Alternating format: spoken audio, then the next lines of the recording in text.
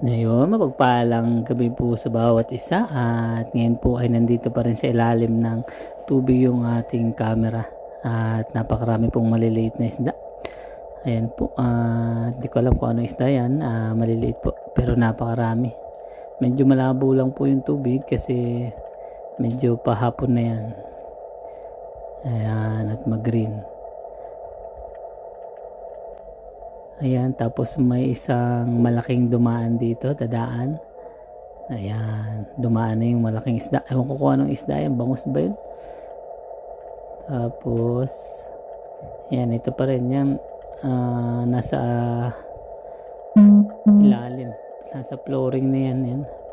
Pinaka-flooring na nung dagat. Mababaw lang po dito, nasa 8 meters lang. Ayan, nakikita po yung maliliit na isda na napakarami. Hindi ko alam kung ano isda. Basta sigurado po isda yan.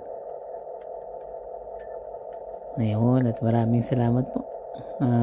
Sa susunod ay isusubukan po natin sa malinaw-linaw naman natin ilalagay. Ayan po yung mga isda. Ingat po lagi at maraming salamat po sa bawat isa. God bless po.